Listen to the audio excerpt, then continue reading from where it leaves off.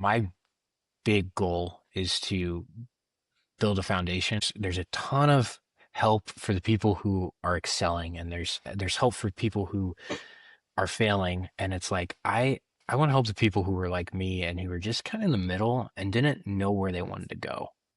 Like those very average people who just have so much potential, but nobody ever saw that. I want to be able to give something like that. That's beautiful. I mean, you are also kind of hinting at something that's really essential for young professionals is being able to network and make connections. I mean, it truly is still about who you know, regardless of how good you are at AI. It is still really about who you know. The near-term dream is really pass the bar and find a job. I'm going to take the bar in New York, so I want to move to New York and and do that. The long-term goal is to really just help others live out their dreams.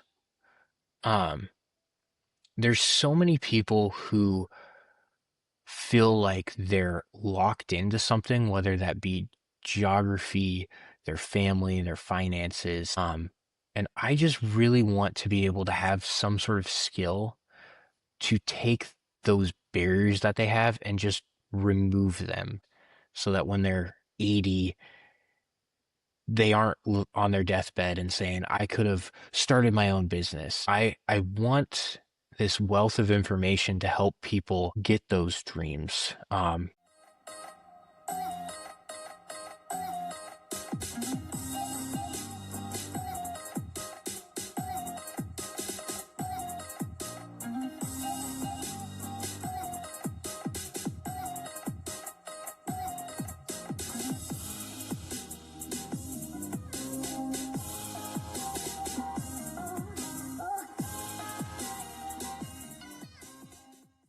Most people in their 20s aren't lost. They're just early. That's right. Welcome to After the Bell, conversations for young professionals figuring out what comes next without pretending to have it all figured out. I'm Nick Kaufman Mamisashvili. Welcome to my office. All right. Ian, welcome to the podcast. So great to have you, my friend. What is going on in your life? How are you? I'm doing well, Nick. Thanks for having me. This is truly an honor and a privilege. It's my pleasure. The honor's all mine, my friend. Ian, I want the people to get to be able to know you. So tell us a little bit about yourself. Obviously, I've said your name a couple of times, but where you're coming from, where you're at in your life right now. Yes. So I'm a 30-year-old professional who's just coming out of law school. I'm in my last week, so we're getting really excited for graduation here. I'm going to be done here within the next couple of days. So the next season of my life is kind of preparing for licensure test and kind of figuring out where I'm going next. But my past has kind of been all over the place. I've kind of not known where I wanted to go. And now it's really cool because I found a passion and a zeal. And it's cool to kind of see everything come together. And it's just a really exciting time in my life. That is exciting. Well, for everyone who doesn't know, my wife is an attorney, and we just moved to New York City for her job. And I remember helping her study for the bar when we lived on a farm in Kansas. And man, I do not envy you and what you're about to go through, but I know that you are driven, you're capable, and very bright young man. I think you are going to excel at the bar exam and the hurdles that you're going to have to be jumping over. Yeah, I am trying to put it off as much as possible, but um, I know that it's going to be just kind of like a grind. I know I played soccer and you were my coach, and so I'm thinking that it's going to be like going out to the practice field and juggling a soccer ball every day. Just by doing it, you get better, you know? Oh, 100% that's true. I I remember when we would go out and we would circle the cows, and every day we'd be working on new questions and we'd be revisiting the old questions. And I had no idea what I was talking about because I'm not in law at all. But I just read those cards, those note cards that she created as best as I could. And, sometimes you miss a note card, but one thing I know is you're going to get 85% of them right.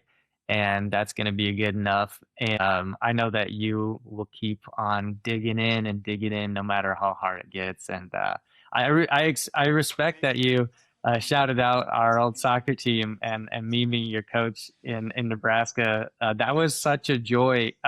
Can we just take a pause for a moment to just reflect on that experience? You played soccer for a couple of seasons at Central Community College. What was that experience like for you? And how do you think you've changed since being a college soccer player? Yeah, that experience was really, really humbling. I had just gotten off of the high of winning a state championship and then coming into a crew that was filled with all the people who you were rivals with. And so you really kind of had to like figure out the pecking order and where you were at. And it was really humbling because I realized that my abilities just weren't as as everybody else's. Even though I wasn't the best player on the team, it was really cool to know people, get to know people's stories and figure out what motivates them and figure out how to just be a good teammate, you know?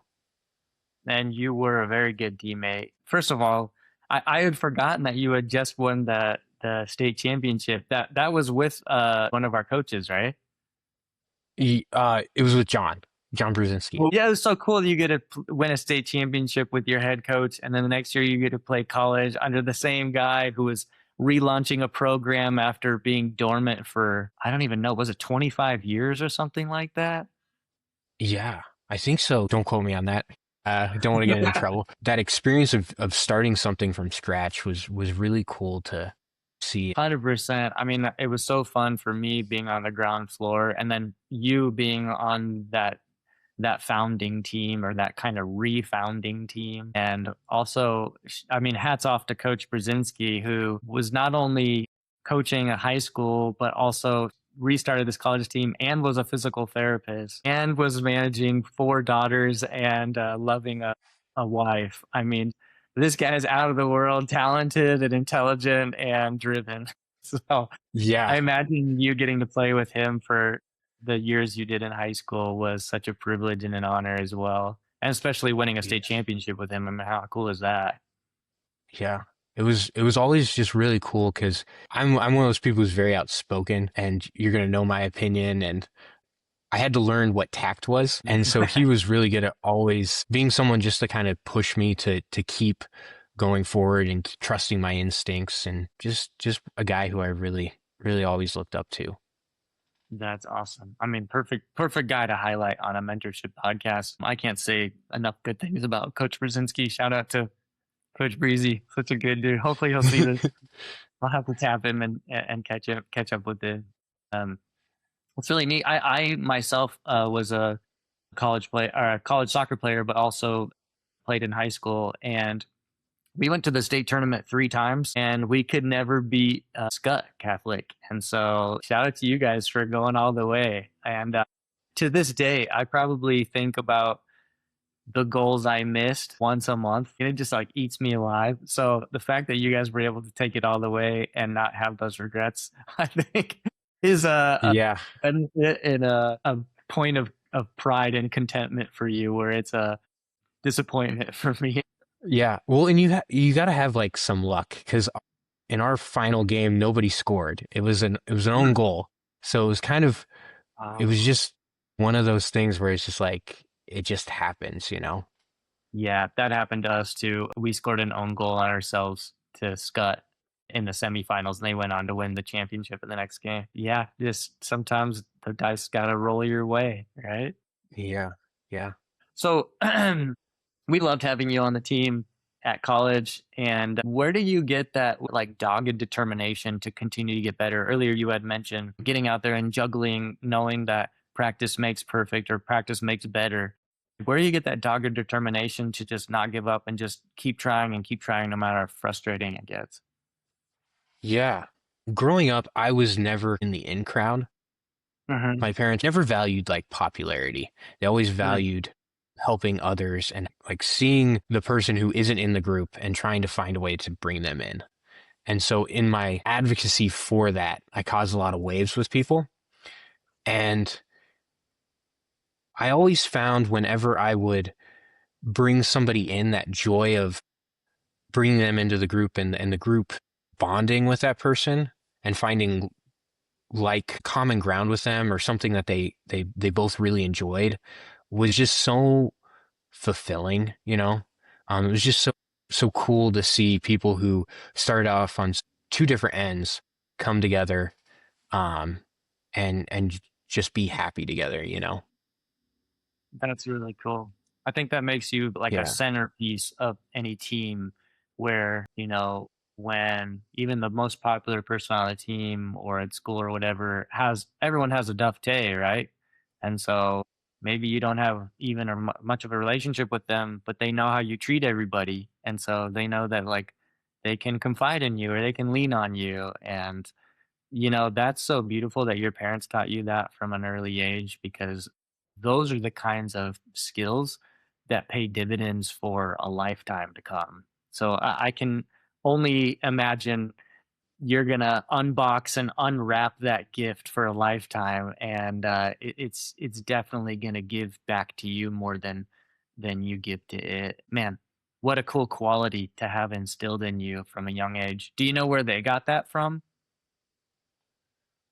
Probably their parents, because both my grandparents, my grandpa on my dad's side, he's a seventh son of a seventh son of a seventh son, and then my dad's the seventh son. Oh Um, wow.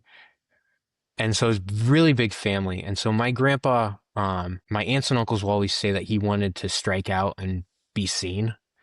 He ended up starting a newspaper. He bought a newspaper out in Blue Hill, Nebraska, a really small town, population like 300. Um, And he would always have people who would come in and he would shout like their kids out and highlight high school sports teams. Like Hastings is playing Blue Hill and he would do like a feature on a kid. And so that was something that they did. And then my other grandpa on my mom's side, he comes from a farming background. He grew up on a farm, ran his own ag insurance company. And he always talks about how he had to pivot. He didn't go to college and got married really young and then went back to college and did all these like different routes to kind of get to where he was at and just build a really, really cool and amazing family. Hmm, that's really neat. The values that you carry, they are traditional, but when it comes to reaching out to be the person that somebody else can lean on, or like I think you mentioned earlier, finding the person that is set aside, or I like to say finding the loneliest person in the room. My parents also instilled that in me, and so that's how I've always operated is like I'm going to find the most awkward, the loneliest person in the room no matter what it costs me, and go help them feel like they belong and like they're seen. Man, I cannot tell you after doing that for 15 years in my career how much of an impact that has made on, people like yourself who want to say yes to doing a mentorship podcast because they felt seen or felt heard or they felt like they belonged. And I know Coach Brzezinski did that for you, and I just think that's really neat. So okay, so let's get into it a little bit more if you're willing. You are finishing up at Creighton Law School, is that correct? Yes. That's huge. I mean, first of all, it's huge because you're Catholic and you kept your Catholic direction in going to this school, but also Creighton's a hard school to get into. It's hard to excel. It's expensive. So talk me Mhm. through that a little bit. Like, how did you land at Creighton and how has that served you for where you're at now and where you're hoping to go in the future? Yeah. I'll start off with I'm one of the people who's probably not supposed to be in law school, as in like I did not go to college and get a 4.0. I did not get a 170 on my LSAT. My grandparents always gave me this like saying, which was don't let your schooling get in the way of your education. Schooling is it's one piece of everything that you have to learn. And so just don't walk yourself off from other opportunities. So when I was an undergrad, I had no idea what I wanted to do. I was completely undecided. I didn't even want to be in college. From Central, I went to University of Nebraska at Omaha and I needed to pick a major. And I'm like, I took a philosophy class in high school. I really enjoyed that. Let's do that. And so I told my parents, and my very practical mother goes, well, if you get a philosophy degree, you got to find a job because you ain't staying in our basement. And so I was like, okay, I'll look at what it is. And the traditional jobs for philosophy majors are teacher, priest, or lawyer. And I'm like, I can do the lawyer thing. I'm watching Suits. I've seen Harvey Specter, Mike Ross. I can do that. And so I went on this quest to kind of figure out what the law world had, and I got a job as a runner at this medical malpractice firm and met these brilliant people who were doing things that I was doing in my everyday life of how do you get people who are on two different sides to come together and show one another that they can work together. And so I saw that and I'm like, this is what I want to do.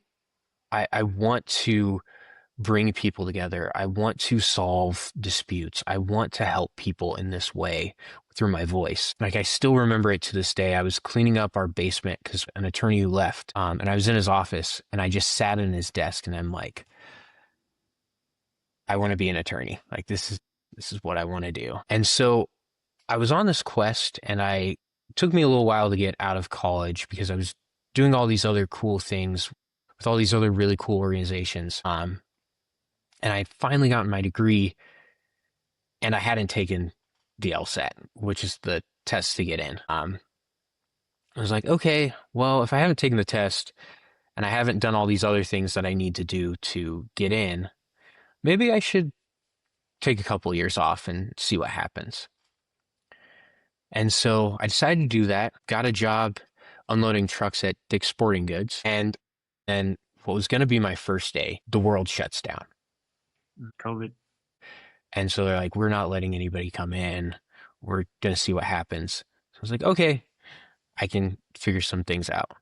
And so I just started putting my head down and working. And so I started learning what this whole adulting thing is, as people call it. And it was just a different time. Um, so I listened to a bunch of podcasts. I learned kind of what it was like to be a professional, um, how to really build a resume, build a cover letter, what it's like living in corporate, even though I wasn't in corporate America, um, and how I would get into that. And so then I applied to a bunch of positions because I was trying to find a job where I had a little bit more stable hours so I could study for this test to get in. And so I ended up getting a job at a call center, and just took calls for professionals and then just studied for the LSAT. And within about 2 years, um, got a passing score, and Creighton, by the grace of God, accepted me. And it was just a really, really fun experience. That's amazing. I was really connecting with a couple things in particular that I feel like resonate with my own story. So you talked about like kind of taking a break to get your act together. First of all, I think that's super mature to take an assessment of where you're at and what's realistic. Sounds like you have a very entrepreneurial mindset, which I think will serve you for the rest of your life in many good ways. During that break to get your act together, you were doing 4 a.m. Unloads. After college, I was doing 5 a.m. unloads at Menards. And that was me What? just trying to make ends meet and get out of my parents' basement. But I was really drawn to what you were saying around, well, I wrote it down as focus because this is something that keeps coming up over and over again in the episodes of this podcast, which is young adults really like struggling to find focus and to take all their talents and passion and to channel it and funnel it into one direction that is meaningful. And you got there, like you're in it right now, right? You're channeling all of it toward becoming a lawyer, right? Yeah. But what did you listen to that helped you focus? Maybe name one or two of the resources that you were listening to that were super helpful to your that time in your life. Yeah. I'll name three. One Okay. fun, one career, and then one kind of just like I would say like human. It helps me be Ooh. more human. Okay. So the fun one was Pat McAfee. I was in this weird place of like gloom and doom, life is not fun, and every day he just was. It was just a joy of positivity to my day, and brought a new mindset to get me out of this funk. The second was this career podcast called Career Tools. Mm, Um, it's done by a bunch of recruiters or former recruiters who um, they have a website and they have their own podcast, and they don't sugarcoat anything. Um, and you learn like being a professional is still being you, but it's presenting yourself in a way that is more polished, if that makes sense. the more polished you. Yeah. And like Yeah. people are seeing how you can help them and how you can provide value to them rather than all the like things that make up you, but for lack of a better word, aren't relevant to them and their goals, if that makes sense. Oh, it totally makes sense. I think what you're saying is like they were helping you communicate your best self. I think Yes, sometimes it just becomes this intrinsic value of I'm valuable. I know what I bring to the table. And when you're talking about a career, you really need to help others understand why you're an asset and how you're an asset. exactly. Yeah. And then the third one, the more human one, um, was done by a bunch of priests out in Colorado. It's called Catholic Stuff You Should Know. Um, and it was the ones that I really listened to were their talks on love. And Mhm. so love always requires you to go towards one thing, Mhm. um, and to cast out all the other things so that you can fully explore that one thing. Kind of like when you're exploring your degrees, like I could get a degree in anything and everything, but I have to commit to some sort of project. And I can be an attorney, but I can't do the engineering thing. Well, even in being an attorney, like you have to pick a lane. Like, are you going to be like my wife is a banking and finance attorney? Like, are you going to be a defense attorney? Are you going to do a contract law? There's so many different avenues, even in as an attorney. I think what you're really pointing to is something that's more of a macrocosm of life itself, which is you don't have enough energy to do everything that there is. So if you love vanilla ice cream or you love, let's say, make it more personal, like you have a romantic interest, you want to devote your life to this person, enriching their lives and each other's happiness, then what you're saying is like you have to vow to affirm that person every day over and over and say no to others so that you can deepen that love for that person. Yeah. That's beautiful. I love it. Also, you talked about wanting to take like an honest assessment of yourself. What did you assess at that moment? Yeah, Yes. what do you think you assessed about yourself and what action did you take? Yeah, the things that I really assessed were one was like what are the key aspects of your life that you're wanting to express. So I read 7 Habits of Highly Effective People because school does this great thing of giving you a rubric, of giving you a plan, and I just had nothing. Like I came out and I was like, what do I want my life to look like? I don't know what that means. And so I read this book and it kind of gives you, I think it has you do a constitution of like what you want life to be like. And so I been like, I don't know what that is, but I know there's 4 aspects of my life that I really want to hone in on. And those were academic. Um, I had seen people in my life who just stopped learning and they Mhm. became what I would call the old man who yells at clouds. Um, and I did not want to be that. And so I was like, okay, I'm going to learn every day. I don't care what, but we're going to learn something new every day. Um, Two, it was finances.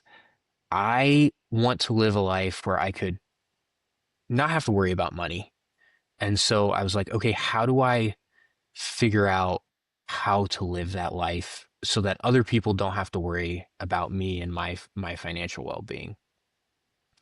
Um, Three was career because I knew I wanted to be known, respected, and appreciated for helping others. And so I wanted my career to be some sort of service aspect where I was really good at something and I could provide value to others. And then the last thing, which was not fully realized, was just the human aspect. I knew I wanted to be athletic. I knew I wanted to have a life where I had peace in my mental life. Like you said, I'm Catholic, so I always wanted to be in that tradition and that faith because it was just something that I grew up with. And so I kind of put all that into human, and that's one I need to do a little bit more developing. Every year for my resolutions, I would take up two of them and I'd have like a year-long goal. And I did it for 2 years. That's beautiful.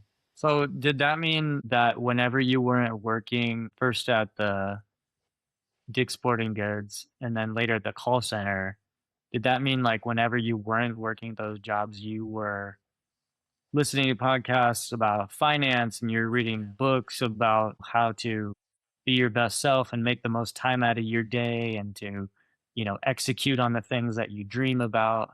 Is that what it looked like, or was there something else going on there that maybe I wouldn't understand? It was a lot of podcasts because with unloading truck, since we did a lot of apparel, we had to put on tags, like security tags. And so it was really nice because they let us listen to different things. And so that was one thing I did. Listen to a lot of Dave Ramsey with his step program. Yeah. And it was a lot of just like reaching out to other people too. Like I talked to my dad every day and kind of um ask him about what he did. I talked to my aunt. Um, she was head of a defense contracting business. The nice part about my jobs, there was a lot of downtime, and then the 5 to 9 was kind of the hustle and kind of the figuring out how to get to where I wanted to go. That's really cool. Hey, man, I have I have just a growing admiration for you and just the way your mind works and how you took hold of your situation and just went, I want to move in this direction. I feel like God is leading me in this direction. And so I've got the support of my friends and family who are helping me discern my direction, and this seems right at this moment. So, Ian, I just have really great respect for you more than I did before. So that's really neat. What creates the greatest worry for young professionals like yourself at this juncture in your life?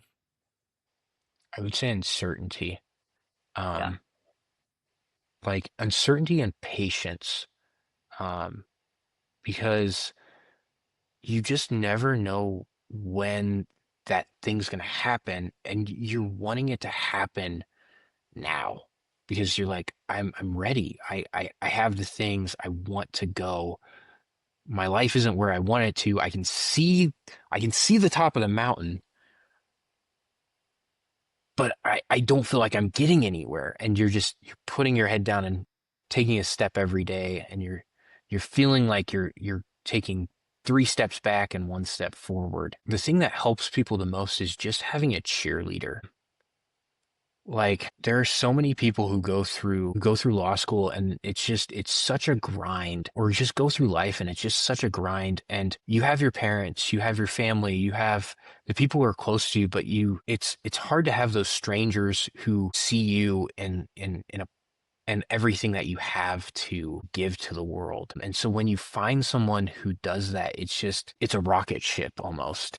And it makes everything all the better, when you have that 100%. that cheerleader who wants you to do well. Man, I could not agree with you more.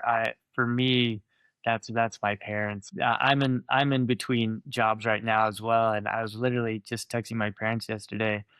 Oh, look at this! They say it's like the worst job market in the last 2 decades, and they were like, "You have so much to offer the world, and we have no doubts or worries that it won't work out." It's just like you said, just need those cheerleaders, need those people in your corner. And that's what this whole podcast is about. Is just like if someone feels like they're a little lost or doesn't have people in their corner or maybe could benefit from having another person in their corner, like I want to be a voice of reason and encouragement to them. And that's like hopefully people will reach out and want to connect and have conversations like this, or they just go, Nick just reminded me that I am moving in the direction of my heart and my dreams, and I've got this and I am capable and I can do hard things. And I love what you said too about young professionals worrying about uncertainty and then wanting that uncertainty to be resolved as soon as possible. What's interesting though is that people in their 50s, 60s, especially 70s, wish that they could have it all over again because they're looking towards the latter half of their lives and they're going, man, what I wouldn't give for a little bit of stress at work to have something to dig into every day. And I've got my youth and my health. And it's so funny that we don't understand the season we're going through should be cherished, even when it is a struggle. Yeah. Yeah, it's like that office quote. I wish we knew we were in the good old days without being out of the good old days. Oh, I love that. That's good. Who said that? Uh, I Maybe. it's the guy who has a sweater vest. Um, Who's maybe Andy? Andy sounds right. That's Andy, 100%. Yeah. Yeah. I think he has the comb over. Yeah. Yeah. The Office is so great. It's one of those shows that like I need to sit down and actually watch the whole thing, but That's good. That means you like to laugh, which is good. I'm sure that reduces some stress for you. yeah. Yeah, laughter Yeah. is it's so good. It's so needed. Cathartic. Absolutely. You talked about your key aspects of living a good life. You want to be a lifelong learner. I love that. You want to understand your finances. I would add a nuance to what you said. You were talking about like, I don't have to worry about money. My wife feels very similarly because she grew up in a impoverished situation in another country. And I've finally convinced her that you always have to budget. The budget can look different. It can be all sorts of things. But once you get the systems in place and you've practiced them for a little while, the systems start, and especially when you talk about investments and things, they start to compound for you and it becomes your little army making money for you while you're sleeping. And that's really what you want is to understand how to set yourself up in a way that you have all these protections when you're asleep and when you're not actively trying to manage something. That's a lifelong process, but when you get the system set up, man, it makes a huge difference for your outlook on life and your trajectory and your ability to give back to people exponentially more than you could have ever imagined. Yeah. That's my greatest joy in finance is being able to be generous with what I earn. Yeah. Like being able to go on somebody's randomly on the street and just buy them a pizza or something, you know?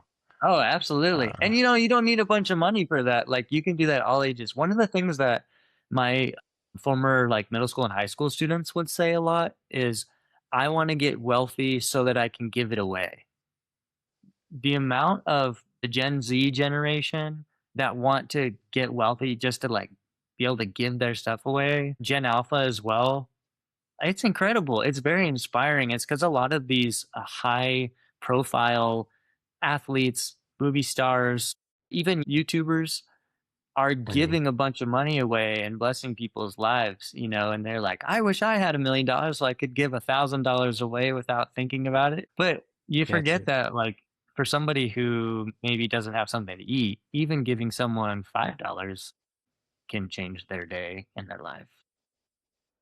yeah. I know my big goal is to build a foundation. There's a ton of help for the people who are excelling and there's help for people who are failing and it's like I want to help the people who were like me and who were just kind of in the middle and didn't know where they wanted to go. And like those very average people who just have so much potential but nobody ever saw that. I want to be able to give something like that. That's beautiful. I mean, you are also kind of hinting at something that's really essential for young professionals is being able to network and make connections. I mean, it truly is still about who you know, regardless of how good you are at AI. It is still really about who you know. And, the things that's being encouraged from recruiters and like professionals who help other people create resumes right now is don't just go to chat gpt and start plugging away like help me say this in the most direct concise professional manner that I might be considered for a senior level position. The recruiters are like, make sure you add I love to kite surf when I'm not at work, because like people want to be Yeah. around human people who have hobbies and love to do stuff and aren't just always thinking about paychecks and working. And it's that personal connection that's always really fun to like be with coworkers. 100%. Okay, so talk to me a little bit more about this dream of becoming an attorney. So, obviously you're going to take the bar and you're hoping to land a job with a firm somewhere. What is the big dream, but what is also the more near-term dream? The near term dream is really pass the bar and find a job. I'm going to take the bar in New York, so I want to move to New York and and do that. I call it my Harvey Specter program. The long term goal is to really just help others live out their dreams. Um, there's so many people who feel like they're locked into something, whether that be geography, their family, their finances. And I just really want to be able to have some sort of skill to take those barriers that they have and just remove them so that when they're 80, they aren't on their deathbed and saying, I could have started my own business. I want this wealth of information to help people get those dreams. I also want to just give back to my community. That's cool. I think everything you do, regardless of what it is about serving others. But I think when you can come in with the mindset of how am I going to frame what I do as a service to others, everything can shift from you because you're no longer asking the question, what do you want to be when you grew up? We can start asking, how do you want to serve others? And what a beautiful way to level the playing field for everyone. Okay, you want to serve others by being an attorney who helps corporations make money on green renewable energy deals. But in turn, you have a dream of then going and starting a business in your hometown and you're going to employ people who maybe are experiencing poverty and you're going to help lift them out of poverty by paying them better because you made your money by helping corporations do green renewable energy deals. Then why? I want to go deeper on your why. So why choose attorney in terms of wanting to serve others and help others, as opposed to choosing some obvious service oriented job like being a doctor or something like that? Yeah, with the doctor thing, I can't do blood. That's not me. And with business, it was always like my family is they're a bunch of accountants, and I've seen kind of them excel at that, and I had wanted something that I could call my own. Being in a big family that's kind of all over the state of Nebraska, it's very hard for me to go anywhere and not have people come up and say, "Are you related to so and so Ostdiek?" And I'm like, "Yeah, that's my dad's brother, my dad's cousin, my grandpa, my, you know." And I love that about my family because it shows how awesome they are and how successful, how relationship oriented they are to other people, and that's really, really cool. But I've always wanted to kind of take what my family has done and to show it into community that hasn't seen that and kind of make that my own. And so lawyer was just kind of the place where nobody was at. And so I was like, Mm. okay, I can make this my own. I was always really good at bringing people together. I always wanted everybody to be treated um, equitably. Um, What I'm hearing you say is your family's a bunch of accountants. They are relational, they're successful, and they are well known across different regions in Nebraska and probably elsewhere as well, I imagine. And becoming a lawyer is your proving ground, like a place to blaze your own trail. I totally feel that. And you have a wonderful family who, when you blaze your own trail, they will be excited to be supportive and they will be excited to get to know the people that know you, which I can attest in my own career, having my parents show up to my work or be known by my supervisors, it is such a gift. When you have people like that in your corner and your supervisor can ask, "Oh, how is your mom doing? She had mentioned this to me. I was thinking about her." Like that's abnormal yeah, and beautiful. yeah. And it's just it's that humanness, you know, because like work seems it can be so foreign and so unhuman, like cogs and machines, but it's nice to have people you can go to work with and you can be human around. Yeah, and I can attest from supporting my spouse and being an attorney, and an attorney in New York asks more than what it asked in Kansas City. It's a grind. You got to have grit, you got to have determination, you got to have the excitement to blaze your own trail. I think that's one of the things, Ian, that's going to make you really successful is the excitement to go your own way and to blaze your own trail. That honestly will serve you probably more than anything or any characteristic that you have, especially in the field of law. Okay, so big dream is serving others, being able to give back. Short term is obviously passing the bar. Sounds like you're going to take it in New York. Let me know when you need to come out. We'd love to host you and make it as easy on you as possible Thank and you. reduce expenses, as in New York is expensive. Talk about maybe like the middle game of the dream. So the things you probably can't foresee, the thing way you hope the dream will play out in the middle. If you Hmm. are enjoying yourself and you are building toward the ultimate dream of, let's just take for example building a soccer complex for the school where you won a state championship. What is the middle part of the dream that helps you get to the end dream? What does that middle part look like for you? Yeah. So in being an attorney, everybody has said that first 3 to 5 years is the hardest because law school, it teaches you how to think like a lawyer, but doesn't teach you how to do the actual job. And so the middle is to really figure out skills that'll help me be the best attorney that I can. And so I'm working at this clinic right now at Creighton.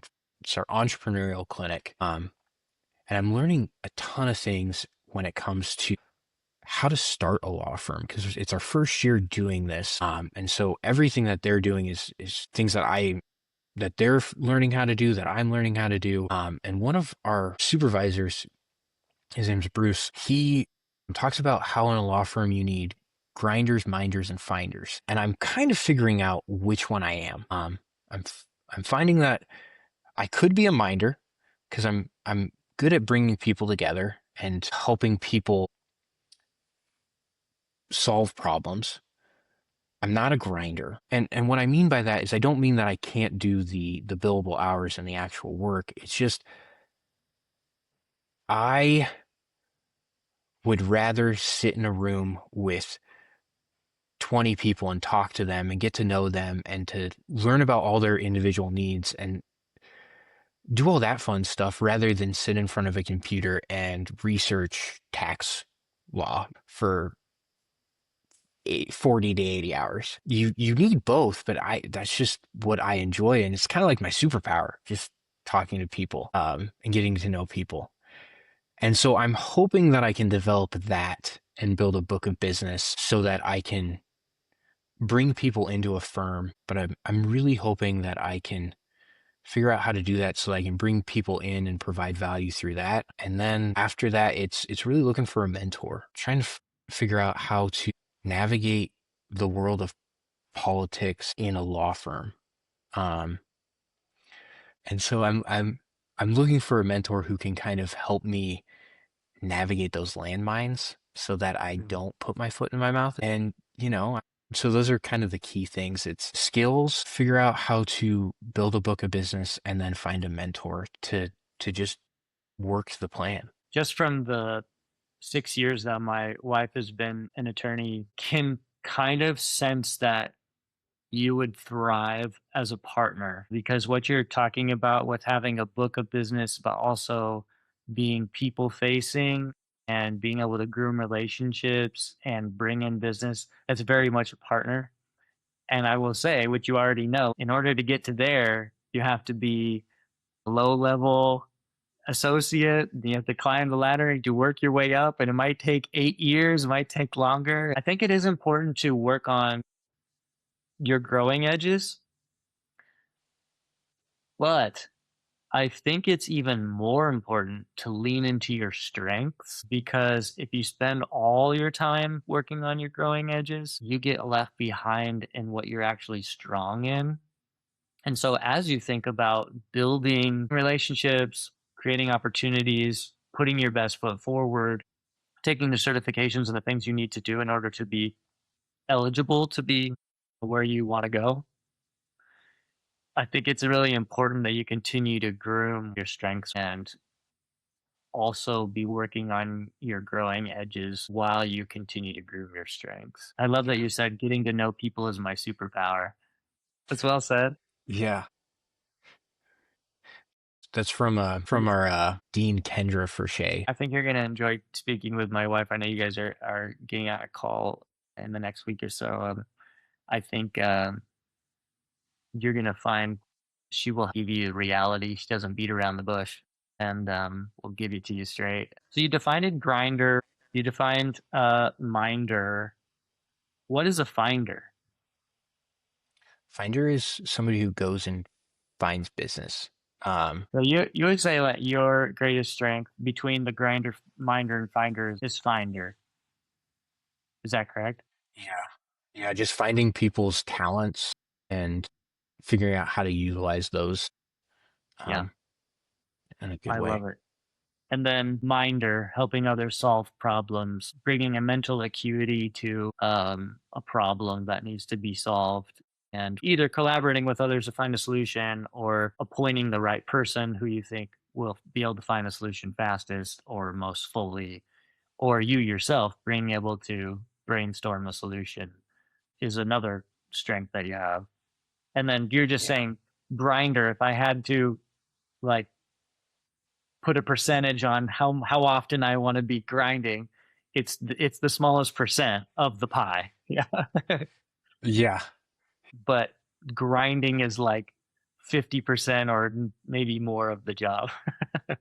Yeah. A lot of case law, a lot of reading, a lot of writing. Comes with its own shackles, but Yeah. it Just it like any also job. marries you to some beautiful opportunities, and it's definitely a different life and a lifestyle. Yeah.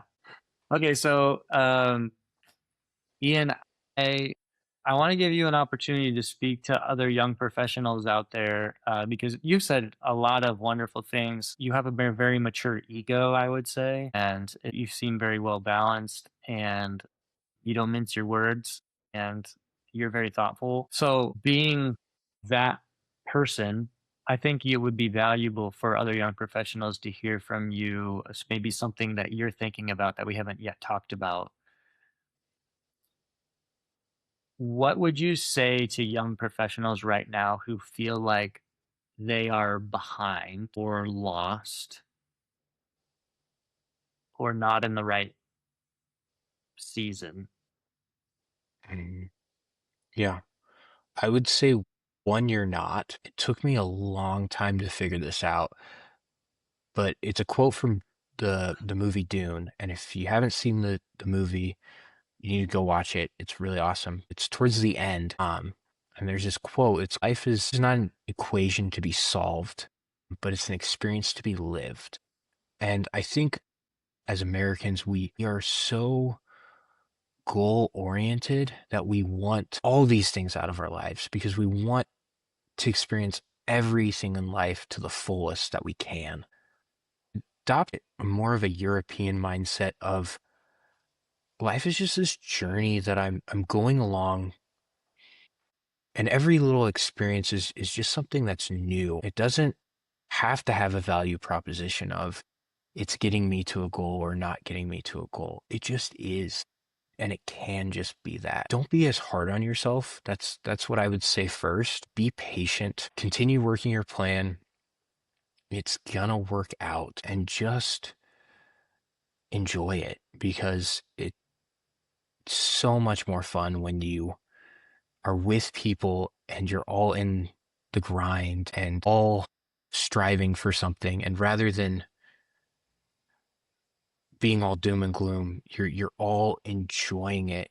These jobs have to pay the bills, but in doing these jobs, you meet so many cool people and you learn so many cool things about yourself. So just relish that experience and take it for all that it's worth because it's really enjoyable once you kind of give yourself that grace.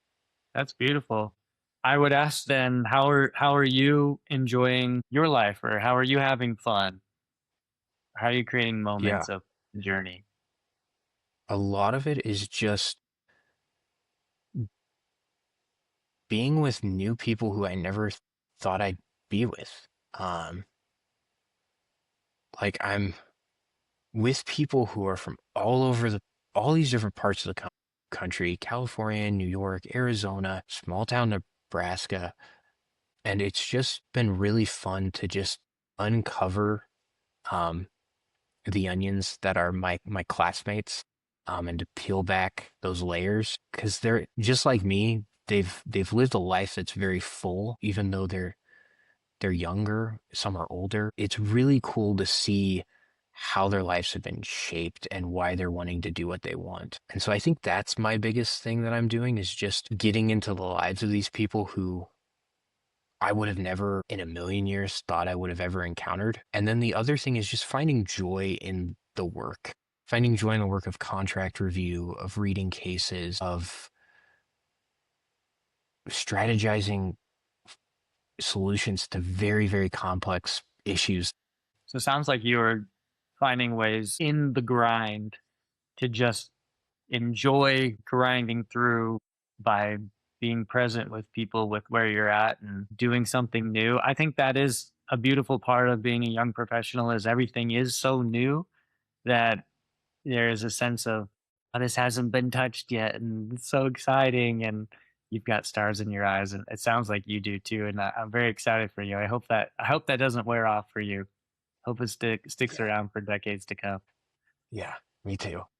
Um, Ian, I want to wrap us up. This has been a wonderful conversation. Thank you so much for your time. Thank you for your vulnerability. Thank you for your insights and pouring your heart out. I'd love to follow up with you after you graduated, just see how you're doing. Make sure that you're taking a breath during the preparation for the bar. I know that my spouse will be following up with you here pretty soon as well, and talking shop. So just know that you got me in your corner. If you ever have any doubts and you're not sure who is for you, I'm for you. All right. Definitely. So Definitely. don't forget Nick, that. thank you so much for having me and giving me this opportunity. And if I can help in any way, just know that I'm happy to help. Well, I appreciate it. This I think is going to be super helpful to other young professionals out there. And I just want to say to everybody out there, if you're looking for a mentor like Ian, you can stop because you found one in me. So I would love to be a mentor for anyone who's listening. Go to After the Bell nyc.com to schedule a free consultation with me, get to know each other, see if it's the right fit, and then we move from there. Ian, it has been a pleasure, my friend. We'll talk to you soon. And cheers, everybody.